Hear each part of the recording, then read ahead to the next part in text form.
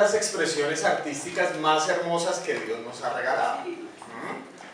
Y bueno, vamos a ver cómo estamos de oído. Les voy a explicar una cosita. Lo que pasa es que cuando yo aprendí lo poquito que sé de música, a mí cuando chiquito me enseñaron que para diferenciar los acordes mayores de los acordes menores, entonces los acordes mayores sonaban alegres y los acordes menores sonaban tristes. ¿Listo? Entonces le dije a Nico que se quedara un momentico para que ustedes distingan.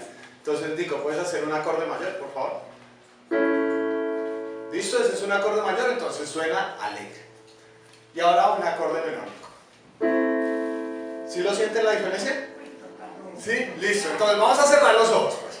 Cierren los ojos. ¿Listo? Nico va a tocar un acorde. Vamos a probar el oído de ustedes. Entonces Nico va a tocar un acorde, pero con los ojos cerrados, no hagan trampa, ¿listo? Bueno, igual no saben, bueno, no importa, sí, o sea, no cierren los ojos, ¿listo? Entonces, no se guíen por Alejo, ella está atrás, ¿listo? Entonces, Nico va a tocar un acorde y si usted cree que es mayor, levanta la mano derecha. Si cree que es menor, levanta la mano izquierda, ¿listo? Entonces, si es alegre, levanta la mano derecha. Si es triste, levanta la mano izquierda, ¿listo? Dale, Nico, toca un acorde.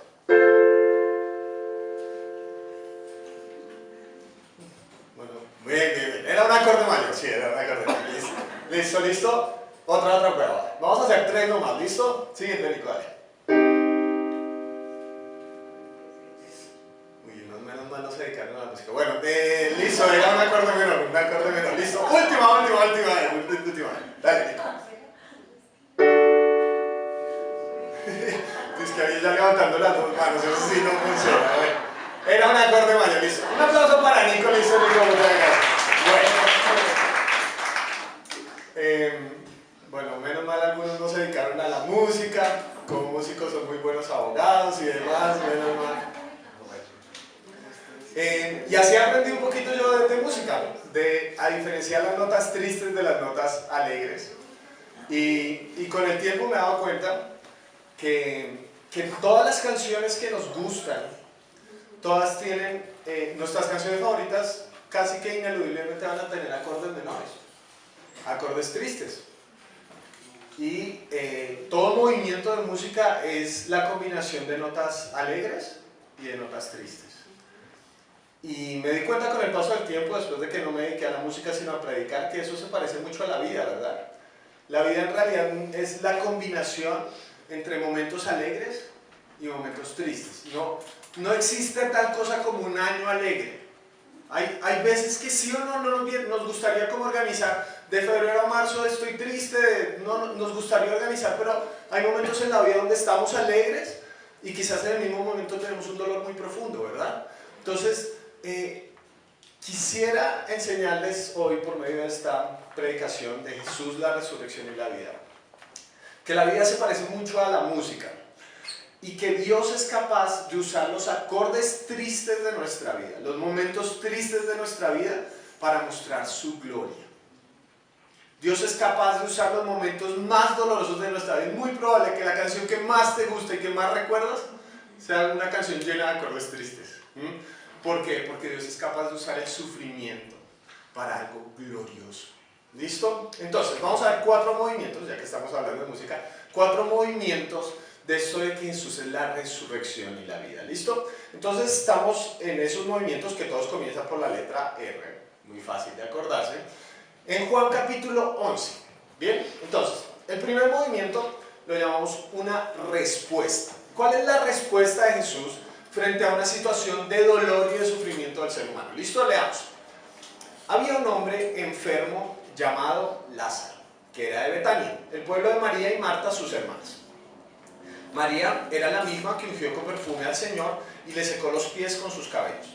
Las dos hermanas mandaron a decirle a Jesús: Señor, tu amigo querido está enfermo. ¿Y qué hizo Jesús? Cuando Jesús oyó esto, dijo: esta enfermedad no terminará en muerte, sino que es para la gloria de Dios, para que por ella el Hijo de Dios sea glorificado. Jesús amaba a Marta, a su hermana y a Lázaro.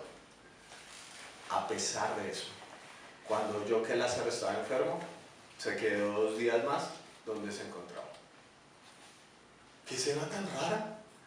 ¿Cuál es la respuesta de Jesús frente al hecho de que alguien que amaba, porque eso dice el texto, tu amigo al que amas, ¿cuál es la respuesta de Jesús cuando escucha que su amigo está enfermo? ¿Se queda? ¿Se queda 2 días más? ¿Por qué? Porque uno pensaría naturalmente que Jesús va a ir a responder de una vez, lo va a ir a sanar. Jesús hasta ese punto del Evangelio de Juan ha sanado montones de personas y ha hecho miles de milagros. Y le dicen, de su amigo querido, el cercano a su corazón, y Jesús dice, ah, bueno, listo, y espera 2 días más. ¿Por qué hace eso? ¿Por qué hace eso? Para demostrarnos que el sufrimiento no tiene la última palabra. Les voy a decir algo que suena muy lógico y el capitán obvio, pero es muy importante que lo tengamos en cuenta. No hay resurrección si antes no hay una muerte. Queremos la resurrección, pero para tener una resurrección antes tiene que haber una muerte. Si no, no estaríamos... Este es el punto. Cuando pedimos una sanidad, estamos pidiendo menos que una resurrección. Una resurrección es mucho más gloriosa que una sanidad. Pero para que haya resurrección, tiene que haber muerte.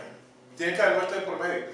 Y por eso Jesús dice que esta enfermedad, me les tiré la historia una vez, para que sepan, Lázaro se murió. ¿Listo? Y resucitó. Listo, ya me les tiré la historia. ¿Pero por qué? Porque tenemos que ser conscientes que Jesús dice, esta enfermedad no termina en muerte, sino termina en vida. Pero es una clase de vida que está después de la muerte. Una vida que ha atravesado el sufrimiento.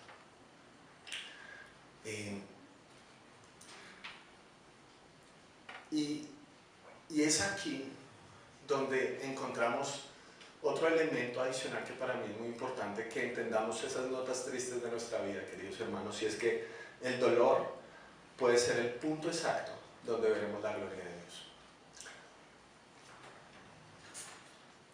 ¿Han escuchado historias de personas que les ha ido todo bien? Que dicen, no, yo nací en una cuna de oro, me fue re bien, y después entré al colegio y tuve las mejores calificaciones, de ahí me llamaron a las mejores universidades del mundo, y salí de la universidad y entré al mejor trabajo que uno pudiera imaginar, y en este momento tengo 3 hijos juiciosos, mi esposa súper bien, y todo el mundo dice, te odio, desgraciado, o sea, eso... Pero en cambio escuchamos la historia de personas que han sufrido, ¿sí o no?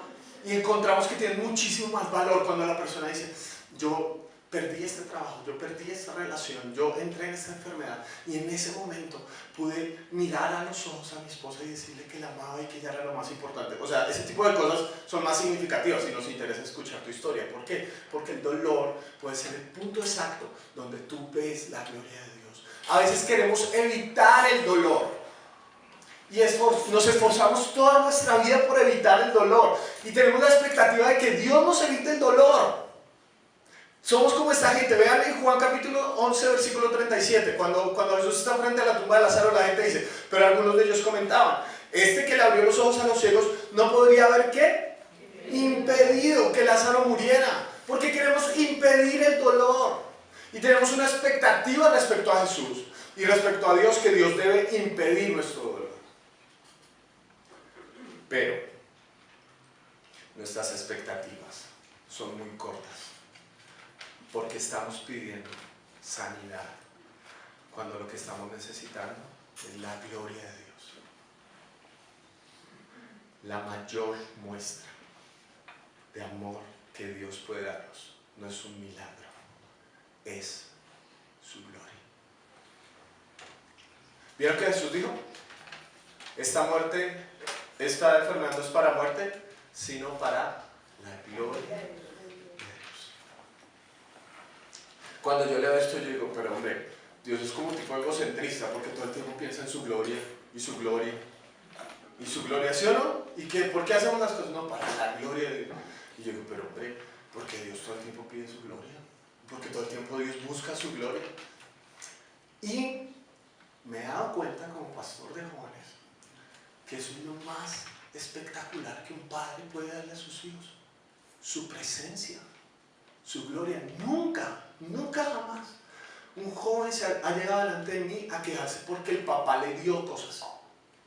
Nunca, hasta el momento. De verdad, hasta le pueden haber dado el iPhone 6, 6 Plus, 7, 7 Plus y llega un joven a decir, Miguel, necesito una consejería, ¿por qué? Es que quiero un iPad 3. No, nunca hasta el momento pasado. Pero sí he aconsejado montones de jóvenes que me han dicho, mi papá me ha dado todo, pero nunca se ha dado para mí.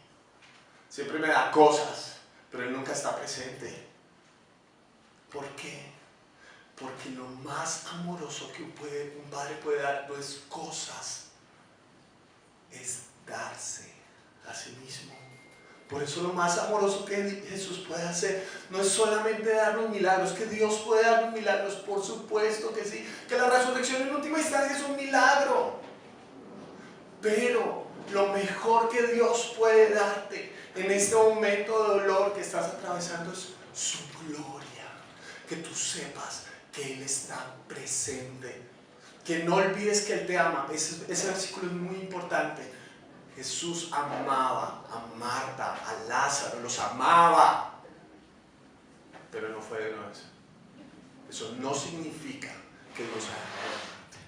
El dolor que estás atravesando en este momento no significa que Dios haya dejado de amarte, sino que quizás está usando este momento para mostrar su gloria.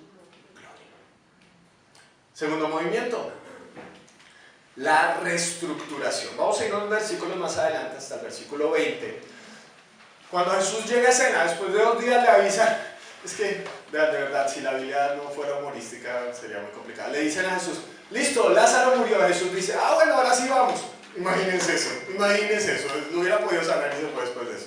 Cuando Marta supo que Jesús llegaba, fue a su encuentro. Pero María se quedó en la casa. Señor, le dijo Marta a Jesús, si hubieras estado aquí, mi hermano no habría muerto. Pero yo sé que aún ahora Dios te dará todo lo que le pidas. Tu hermano resucitará, respondió Jesús. Yo sé que resucitará en la resurrección, en el día final, respondió Marta. Entonces Jesús le dijo, yo soy la resurrección y la vida. El que cree en mí vivirá, aunque muera. Todo el que vive y cree en mí no morirá jamás. ¿Crees esto? Sí, Señor. Yo creo que tú eres el Cristo, el Hijo de Dios, el que había de venir al mundo. ¿Qué aprendemos en esta reestructuración, este movimiento? Fácilmente, que Jesús reestructura nuestras construcciones teológicas. Todos los seres humanos tenemos una teología, hasta los ateos tienen una teología. Todos los seres humanos tenemos una construcción acerca de quién es Dios, cuál es la realidad última de las cosas. Y Jesús es experto en destruir los castillos teológicos que hemos formado. Vean, esta es una de las cosas que más me llama la atención. Marta tenía, en principio por lo menos, tenía más fe en sus construcciones teológicas que en Jesús. Ella confiaba que Lázaro iba a resucitar el día final. Pero cuando Jesús le dijo, yo soy la resurrección y la vida, lo vamos a ver más adelante. Cuando están frente a la tumba, van a abrir y Marta es la que dice, Señor, ya debe oler feo. O sea, en última instancia, ella no creía lo que Jesús le había dicho, ¿sí? Porque tenemos a veces más confianza en nuestras suposiciones acerca de quién es Dios que quién es Dios realmente. Y esta observación la hizo un amigo pastor que se llama Jairo Suárez, allá en Medellín. Hizo una observación que me pareció extraordinaria. Todo el mundo le estaba reclamando a Jesús porque no había estado y nadie se daba cuenta que Jesús ya estaba. ¿Se dieron cuenta de eso? Todo el mundo, Señor, si hubieras estado aquí, si hubieras estado aquí. Y Jesús ya está ahí. Jesús ya está ahí y tiene muchísimas cosas más por hacer. Muchas veces nos andamos quejando, Señor, si hubiera pasado esto, si hubiera pasado aquello, y no nos damos cuenta que Jesús, aquí y ahora, puede hacer muchísimas cosas más diferentes y muchísimas cosas muchísimo más grandes. ¿Cuál es la primera reestructuración que tenemos que hacer de nuestra teología? Que la resurrección no es un evento, la resurrección es una persona. Jesús dijo, yo soy la resurrección y la vida. ¿Listo? Un análisis teológico importante. La paga del pecado es la muerte. ¿Listo? La paga del pecado es la muerte.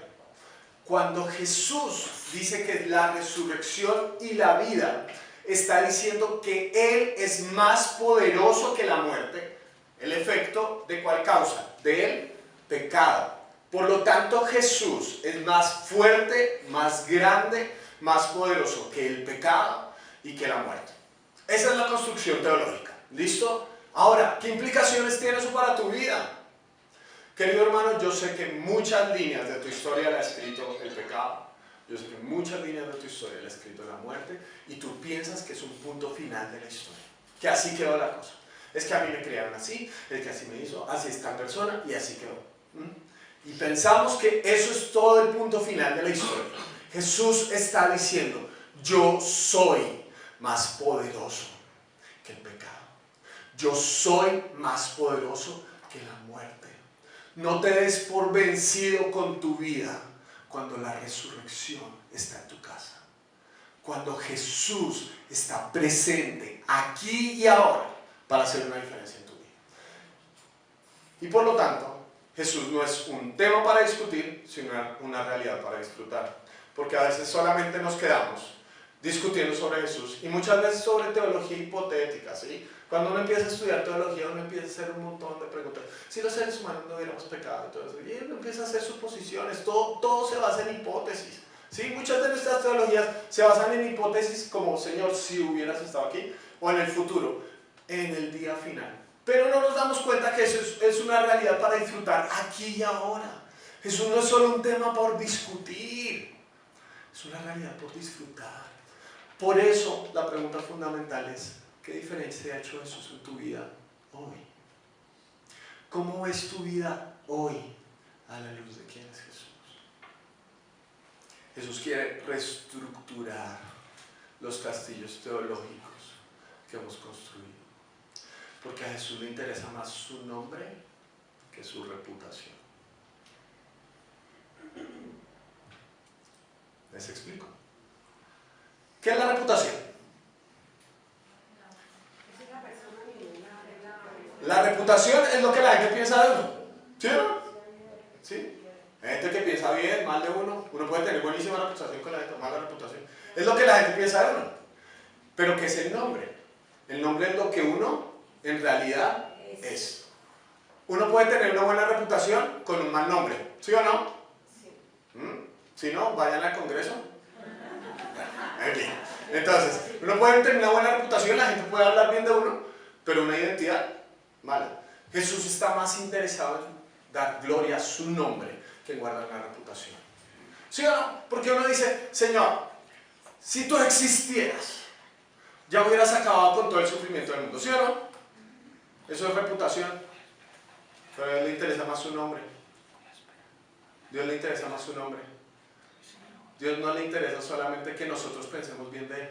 A Dios le interesa mostrarnos quién es Él realmente. Y eso es lo mejor que nos puede pasar. Que se reestructure nuestra teología. Querido hermano, si usted lee la Biblia y no se le ha reestructurado nada de la teología, yo no sé qué Biblia está leyendo. De verdad.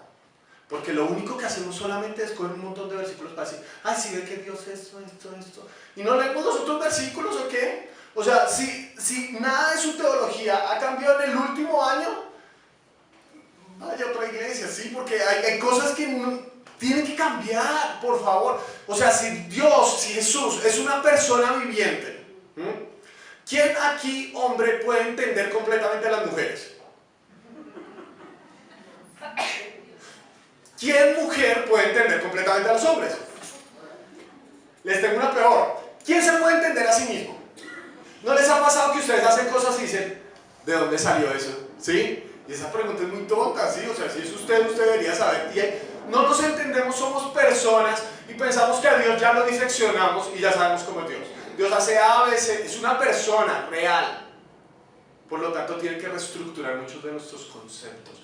Ojalá, eso es lo mejor que te puede pasar en la vida, que Jesús destruya esas construcciones teológicas y te muestre verdaderamente quién es Él, que es de andar pensando, Señor, si hubieras estado aquí, y te des cuenta que Jesús ya está en la casa, que Jesús ya está presente.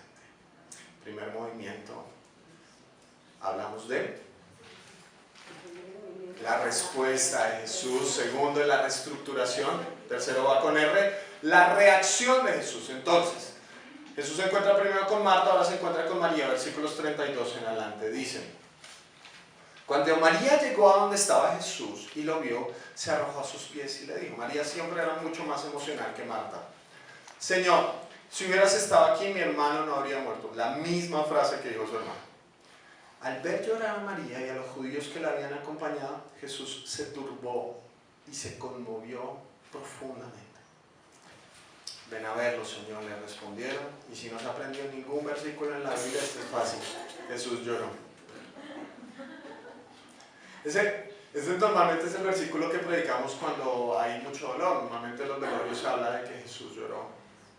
Y es importante, ¿por qué razón? Porque a Jesús también le dolió la muerte. Para nosotros es importante reconocer que hay una identificación, que Dios ya no nos entiende solamente porque nos creó, sino porque experimentó el dolor de la ausencia de un ser querido. A Dios también le dolió la muerte. Y esa es la cosa que a mí me parece más impresionante. Jesús escogió esta experiencia. La única persona en toda la historia que hubiera podido decir, ya salimos a Lázaro y listo, no era Marta, no era María. Ellas seguro hicieron todo lo posible por salvar a su hermano.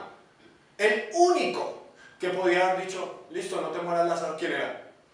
Jesús. Y aún así Jesús escogió el sufrimiento. ¿No les parece eso muy impresionante? ¿Por qué? Porque si uno como ser humano tuviera semejante poder, uno escogería no sufrir nunca. ¿Sí o no? Uno escogería no sufrir nunca. Uno escogería, ¿y cuántas fuerzas invertimos en no sufrir? ¿Y cuánto prosperan las iglesias que dicen para de sufrir? ¿Sí o no? Porque invertimos nuestro esfuerzo en no sufrir. Y ese es el problema. Que nosotros tenemos un problema de adoración. Porque tenemos un ídolo de dos palabras. No sufrir. No sufrir es nuestro Dios. Es nuestro bien supremo. Le damos lo que sea, por no sufrir. ¿Cuántos seguros toca hacer? A este niño lo encerramos en esas cositas de burbujitas de aire, pero que no sufra. Y hacemos lo que sea por no sufrir. Y le reclamamos, nos acercamos a Dios para no sufrir, ¿sí o no? Ahí estamos demostrando que nuestro Dios no es Dios. Nuestro Dios es no sufrir. Y Jesús, al escoger el sufrimiento, hizo colapsar este ídolo. ¿Por qué? Porque Jesús dijo, no se trata de evadir el sufrimiento, se trata de atravesarlo. Que el sufrimiento no tenga la última palabra en tu vida, sino que la tenga Jesús. Que tu bien supremo no es no sufrir, que tu bien supremo sea Jesús. Y semejante reacción nos lleva al cuarto movimiento, la resucitación. Versículo 38. Como oído una vez más, Jesús se acercó al sepulcro. Era una cueva cuya entrada estaba tapada con una piedra. Quiten la piedra, ordenó Jesús. Marta, la hermana del difunto, objetó, Señor, ya debe oler mal, pues lleva 4 días ahí. Si ven que en última instancia María todavía tenía construcciones teológicas cerradas. ¿No te dije que si crees verás la gloria de Dios? Le contestó Jesús. Entonces quitaron la piedra. Jesús, alzando la vista, dijo, Padre, te doy gracias porque me has escuchado. Ya sabía yo que siempre me escuchas, pero lo dije por la gente que está aquí presente, para que creas que tú me enviaste. Dicho esto, gritó con todas sus fuerzas, y eso toca hacerlo sin micrófono, ¿sí o no? ¡Lázaro, sal fuera! El muerto salió con vendas en las manos y en los pies y el rostro cubierto con un sudario, pobrecito. Quítenle las vendas y dejen que se vaya, les dijo Jesús. Es más adecuado siempre llamarlo resucitación que resurrección. La razón es la siguiente: en la resurrección Jesús no necesitó un poder externo al mismo para volver a la vida, pero en la resucitación Lázaro pues no podía resucitar por sí mismo, requirió de alguien más que lo resucitara. ¿Listo? Esa es como la diferenciación entre las palabras y por eso pusimos resucitación. Según el Evangelio de Juan, uno de los temas más importantes son las señales. Hay a lo largo del Evangelio de Juan una serie de señales, siendo esta la última de las señales. ¿Listo? Entonces, aquí hay una lista de las señales en el Evangelio de Juan. ¿Listo? Ustedes la pueden leer en su casa y todo eso. Cuando Jesús convierte el agua en vino, entonces Juan dice, esta fue la primera señal. ¿Cuántas señales hay? Hay 7 señales, la última es, la séptima señal es la resurrección de Lázaro. Para los judíos los números eran muy importantes porque el 7 recuerda a los 7 días de la creación. Y de hecho eso se ve reforzado en el hecho de que Juan comienza su evangelio diciendo: en el principio era el verbo. Eso es la primera frase prácticamente de Génesis capítulo 1. Entonces está conectando con los 7 días de la creación. Por eso cuando ustedes, por ejemplo, en el Juan capítulo 9, cuando se sana el ciego, ¿se acuerdan que Jesús hace una sanidad rarísima? Porque escupe en el polvo y hace barro y se lo unta. Y a veces la mayoría de predicas que se escucha al respecto dicen: Dios hace milagros de formas distintas. Sí, pero está omitiendo algo muy importante. En el 6º día de la creación, ¿qué pasó? Dios forma al hombre. ¿Y de dónde lo formó? Lo formó del barro y sanó al ciego con... bueno, ahí van estudiando un poquito. Entonces, ¿qué tiene que ver con el 7º día? Porque en el 7º día Dios no creó nada, sino que descansó. Y contempló su creación y vio que era buena en gran manera. Entonces, ¿qué tiene que ver la resurrección de Lázaro con semejante hecho? 2 ideas.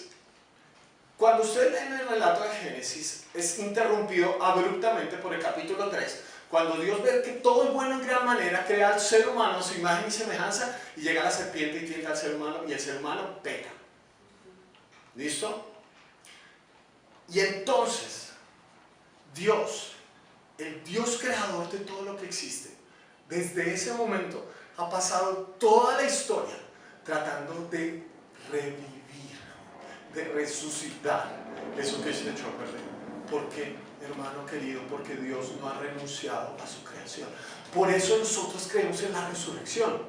Lo cantamos ahorita. Nosotros no creemos que morimos y nuestras almitas van a flotar por allá, ¿sí? Tocando arpas en las nubes. No creemos eso. Creemos en la resurrección, porque esta creación es buena en gran manera y Dios está en el proyecto de restaurarla. Eso es lo que nosotros creemos. Dios no dejó esta creación y dijo: uy, la embarramos, hagamos una creación por allá levitando flotando en el universo, sino que resucitemos, restauremos, rehagamos esta creación. Primera cosa. Y segunda idea, ¿se dan cuenta cómo vuelve a llamar Jesús a Lázaro a la vida? Con su palabra. ¿Cómo llamó Dios a toda la creación, la existencia? Con su palabra. Porque Jesús es la palabra que da vida al universo. No es una filosofía. Nosotros no nos reunimos aquí cada fin de semana para filosofar sobre Jesús. No nos reunimos aquí para ver qué reglas cumplir para poner contentos a Dios. Nosotros nos reunimos aquí porque necesitamos una vida que no sea guiada por el pecado, sino que sea guiada por Cristo, el creador de todo lo que existe. Querido hermano, este es el punto central de todo lo que les quiero decir. Si ustedes están aquí con un dolor profundo en su vida, que no le ven salida, que está la muerte del pecado a la orden del día, ahí está. Ustedes dicen: no hay opción aquí, no hay opción aquí. Quiero que hoy recuerden que están en las manos del creador de todo lo que existe. Y si ustedes están en las manos del creador del universo, están en buenas manos, ¿o no? Entonces, ¿quién tiene más poder? ¿La muerte, el pecado, la desilusión, un hombre, una mujer, o la palabra que le da vida a todo el universo? Queridos hermanos, no se trata de venir para que se nos calme la conciencia. Se trata de que nuestra vida sea inspirada por Jesús. Y eso está conectado con el final de la historia, que no es eso. Jesús resucitó a Lázaro, que sale ahí envuelto y todas esas cosas. Y en el capítulo siguiente se encuentra la última mención que tenemos de Lázaro en todo el Evangelio de Juan. Y esta es la mención. Juan capítulo 12, versículos 10 y 12. Entonces los jefes de los sacerdotes resolvieron matar a Lázaro, pues por su causa muchos se apartaban de los judíos y creían en Jesús. No, man. O sea, yo lo leí, de verdad. Yo lo leí, yo dije, hombre Jesús, pero lo resucitaste para que lo quieran matar, no puede ser posible. O sea, uno pensaría que alguien ya lo resucitan y super cuerpo glorioso o algo así. Pero en la escena siguiente ya quieren matar al pobre Lázaro. ¿No les parece eso muy increíble? Y eso es lo que hizo la diferencia para mí. En el capítulo 11, Lázaro murió por causa de una enfermedad. Pero ahora Lázaro eventualmente iba a morir por causa de Jesús. Porque ahora su vida es Jesús. Él fue el primer mártir y el primer misionero en la historia humana. Antes que todos los discípulos fue Lázaro. A Lázaro eventualmente lo asesinaron. Él fue la primera persona que dio su vida, que estuvo dispuesto a morir por la vida que le había dado Jesús. Porque encontró sentido y significado en él. ¿Por qué razón? Porque uno encuentra el sentido de su vida cuando está dispuesto a darla por algo o por alguien. Ese es el propósito de la vida. Cuando tú encuentras algo o alguien por lo que estarías dispuesto a morir, ahí encontraste el sentido de tu vida. Y Lázaro lo encontró. Ahora el sentido de su muerte era Jesús. Y nosotros pertenecemos a un grupo de personas que estuvieron dispuestas a dar su vida, que han resucitado, que han tenido la vida que solo Jesús puede dar, y entienden que esta vida que se la dio Dios no tienen más que hacer que devolvérsela. No tienen más que hacer que nos merecemos, queridos hermanos, que nos merecemos. Nosotros le robamos el aire a Dios. Usted se lo ganó. ¿Usted cuánto paga de aire para respirar? ¿Usted se lo ganó? ¿Sí? ¿Se portó bien? 10 litros de aire. No, nosotros le robamos el aire a Dios. Le robamos la vida. Lo máximo que podemos hacer es devolverse el aire. Eso es lo máximo que podemos hacer. Porque Jesús nos da vida para que aprendamos a morir por Él.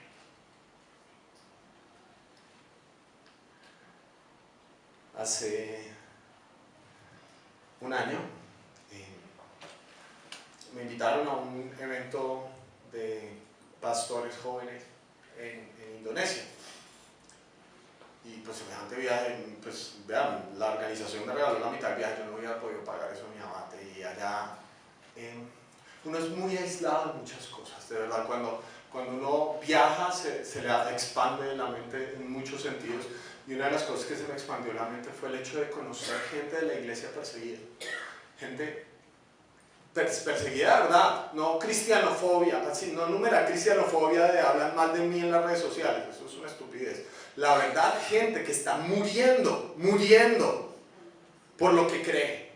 Gente, hermanos que yo los conozco y recuerdo su rostro, pero no me puedo tomar una fotografía con ellos, porque si llego a subirlas a las redes sociales, a esas personas las van a perseguir en China o en Siria. Gente que muere de verdad por el Evangelio. Gente que da su vida por Jesús. Y nosotros aquí tan cómodos que lo que hacemos es reclamarle a Dios porque nos da la vida que queremos. Esta gente está dispuesta a darlo todo por Jesús. Y una de las historias más extraordinarias es que yo vi a la cara gente que estaba siendo perseguida, que había salido de su país huyendo porque lo iban a matar. Imagínense eso. Y una de las historias que más me impactó es que, no sé si ustedes lo recuerdan, la imagen solamente es una fotografía porque el video terminaron censurando en YouTube. Esta es una imagen de nuestros hermanos coptos en las costas de Egipto. ISIS, el ejército terrorista islámico. Todos los que estaban de naranja los habían apresado, no porque hubieran robado, no porque hubieran matado, no porque fueran corruptos, los habían apresado porque eran cristianos.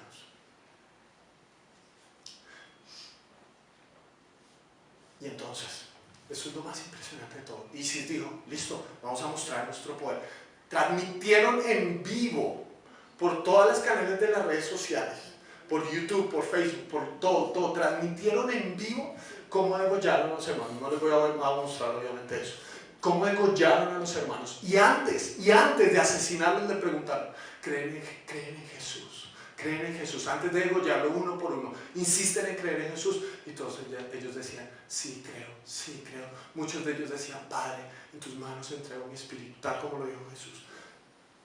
Y sí, decía, ahora sí, entonces van a tener miedo en todo Egipto. van a ver que somos más poderosos, que nadie se puede volver cristiano. ¿Sabe qué pasó después de ese video? El cristianismo creció como nunca antes, porque islámicos estaban diciendo, esta gente es capaz de dar su vida por una causa. Yo quiero tener esa clase de convicción que es capaz de dar su vida por una causa. ISIS empezaba a destruir el cristianismo, pero este video lo que hizo fue afianzar a los seguidores de Jesús y les dijo, cuando ustedes están dispuestos a dar su vida, no importa quién tenga un cuchillo en su cuello, Jesús es más poderoso. Ellos solamente les pueden quitar la sangre, pero no les van a poder quitar su vida.